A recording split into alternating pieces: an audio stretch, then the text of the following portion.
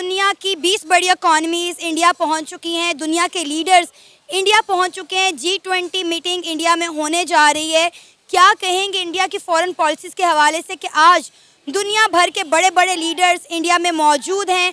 Future से बात करेंगे, हाल पे बात करेंगे, बहुत सारे गोल्स पर बात होगी, बहुत सारी अचीवमेंट के लिए प्लान्स किए जाएंगे। और पाकिस्तान, आपको नहीं लगता कि कहीं ना कहीं आइसोलेट होकर रह गया? सिंपल सी बात है मेरी बहन, इंडिया से पहले हम भी बहुत अच्छे थे। ठीक है। इंडिया की करेंसी लो थी, इंडिया के मसाइल ज़्यादा थे हमसे।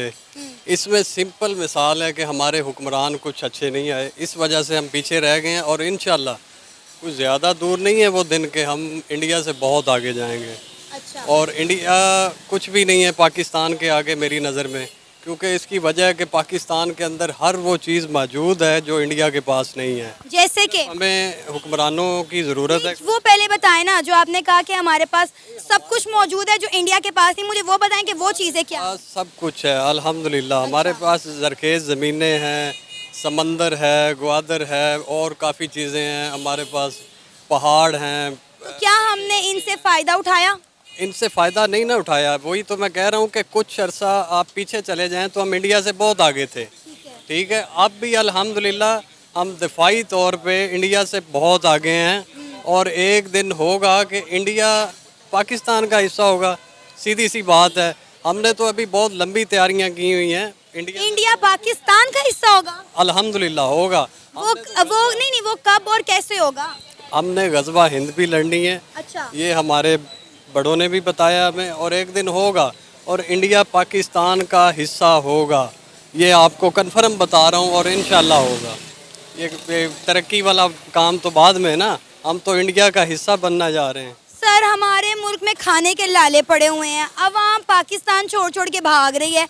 आप किस माइंड ऑफ स्टेट से ये बातें कर रहे हैं, मुझे तो समझ ही नहीं आ रहा। आप सेंसेस में हैं, आप जो बातें कर रहे हैं, आपको पता है आप क्या बातें कर रहे हैं? बिल्कुल सही बात कर रहा हूँ अल्हम्दुलिल्लाह, मैं अपने होशो आवाज़ में हूँ। हम लग नहीं रहा ना मुझे। एक दिन इंडिया पाकिस्तान का हिस्सा होगा। कैसे होगा ना, मुझे बताएं तो सही। जो इकॉनमिक्स की बात कर रहे हैं या ये चीज़ें, ये बहुत छोटी चीज़ें हैं। हमारे मुल्क से प्यार करने वाले बहुत हैं, सिर्फ कुछ हुक्मरानों की वजह से हम पीछे रह गए। कि दुनिया में आपका कोई इंटरनेशनल लीडर आना नहीं चाहता। मुझे आप बताएं, पिछले दिनों सऊदीया के एक प्रिंस ने आना था, उसने आने से इनकार कर दिया। इस वक्त यूके के प्रेसिडेंट, अमेरिका के प्रेसिडेंट, रशिया के सब इंडिया के अंदर मौजूद हैं। IMF के MD इंडिया के अंदर बैठे हुए हैं। आप मतलब मुझे समझ नहीं आ रहा कि हमारे पाकिस्तानी कब बाशाऊर होंगे, कब अकल आएगी? हमें किसी से कोई लेना देना नहीं है। हम अल्हम्दुलिल्लाह बाशऊर हैं, हमें अकल भी है। और सर, फिर अपने मुल्क को ठीक कर लेना। अगर किसी से आपको कुछ लेना देना नहीं, कोई ताल्लुक वास्ता नहीं है, तो अपने मुल्क के ऊपर ही काम कर लें। मुल्क का हाल आप देखें, पीछे देखेंगे यहाँ पे थोड़ा, अगर कैमरा आपको घुमा के दिखाएं तो कितने बच्चे यहाँ पर खड़े हुए हैं। और मेरा ख्याल है इनसे ज़्यादातर जॉब भी नहीं करते होंगे, पढ़ते नहीं होंगे। बात ये नहीं है कि हमारा मुल्क जो है स्ट्रॉन्ग नहीं है, बहुत लो हो गया है। ये कुछ लोग दिखा रहे हैं कि हमारे मुल्क को बहुत ही लो कर रहे हैं। बहुत ही कुछ लोगों की, मुझे तो आपकी बातें समझ नहीं आ रही। सर, आप आएंगे, अगर आगे आइएगा। नहीं, मुझे नहीं ना समझ आ रही, मुझे नहीं समझ आ रही आपकी बात से। आपको कुछ मिलना है, आपने उसी की बात कर रही है। हम पाकिस्तान नहीं है, पाकिस्तान की बात करेंगे। पाकिस्तान जिंदाबाद, अल्हम्दुलिल्लाह। पाकिस्तान जिंदाबाद है, पाकिस्तान जिंदाबाद रहेगा। अल्लाह करे पाकिस्तान तरक्की करे। सर, मैं ये बात कर रही हूँ, इस वक्त दुनिया की 20 बड़ी इकॉनमीज इंडिया के अंदर बैठी हैं। इंडिया में G20 मीटिंग होने जा रही है। ठीक है, दुनिया भर के लीडर इंडिया में जाकर बैठ गए हैं और हमारे मुल्क में कोई आना पसंद नहीं करता। देखें, इंडिया एक बहुत बड़ी आलमी मंडी है। हाँ जी। इसकी जो बुनियादी वजह है वो एक आलमी मंडी है। उससे पूरी दुनिया की जो इकनॉमिक एक आउटपुट है ना, वहाँ पर डंप होता है। और इंडिया ने हाल ही में IT के हवाले से बहुत काम किया। ठीक है। और फिर वो चंद्रयान ले चांद पे ले गए। बिल्कुल। हालांकि वो जैसे भी ले गए, जिसकी भी टेक्नोलॉजी उन्होंने स्नैच अवे की, कहाँ से भी जो भी हुआ, मैं आई डोंट वांट टू उसके ऊपर नहीं बात करना चाहता। कर लेते हैं उस पर भी बात, पता तो चले, हमें पता चले ऐसे कौन सी हकीकत है जो हमें नहीं पता। रशियन टेक्नोलॉजी, ठीक है, रूस पूरी स्पेस में उनकी one of the top technology ever we have heard about that and we learn. Okay, Indian technology उसी का एक शाखसाना है, तसलसल है।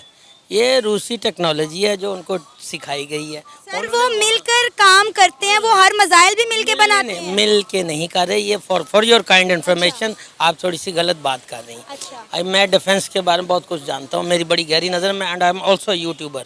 ये बात जो है ना, इंडिया कभी भी रशियन फेडरेशन कभी किसी के साथ कोलैबोरेशन नहीं करती डिफेंस इशू के ऊपर और आइदर स्ट्रेटेजिक इशू के ऊपर।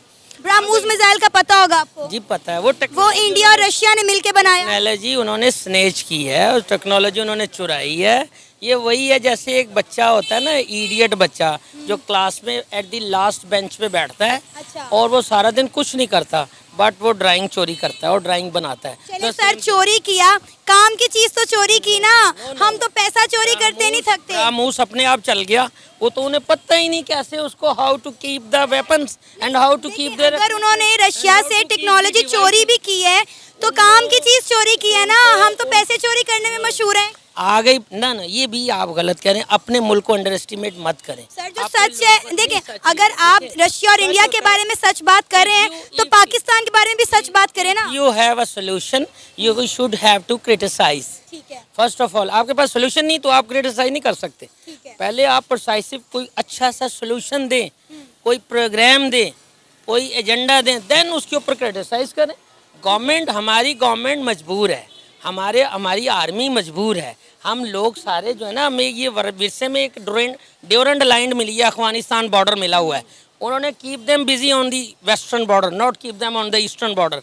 इन्हें मसरूफ रखो उधर। 20 की मीटिंग्स होने जा रही हैं। अगला ये एक हफ्ता पूरा इंडिया के लिए बहुत ज़्यादा अहम है। दुनिया भर के लीडर जो हैं, 20 बड़ी इकॉनमीज इंडिया में पहुंच चुकी हैं और जिस तरह इंडिया उनका वार्म वेलकम कर रहा है, मैं कहती हूँ काबिले दीद है, देखने के काबिल है। और मैं यहाँ बैठ के इंजॉय कर रही हूँ जिस तरह से वो G20 की मीटिंग करवा रहे हैं।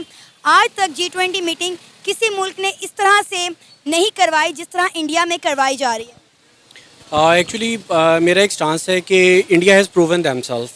उन्होंने अपने आप को इस चीज़ के लिए साबित किया है कि वो इस चीज़ के लिए कैपेबल हैं।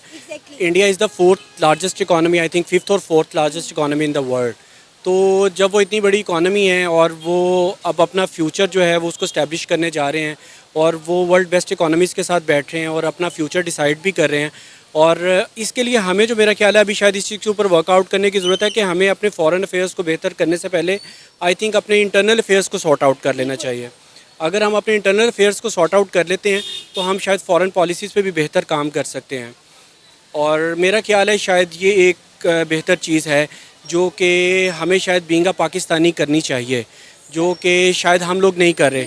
अगर हम इसको सॉर्ट कर लेते हैं अपनी चीज़ों को तो डेफिनेट शायद ये वक्त दूर नहीं होगा कि शायद पाकिस्तान में भी जो है वो इंटरनेशनल समिट्स हों, G8 की कॉन्फ्रेंसेस हों, सब कुछ हों। हम पाकिस्तान में भी कर सकते हैं बट उसके लिए हमें अपने इंटरनल अफेयर्स को लाजमी सॉर्ट करना है।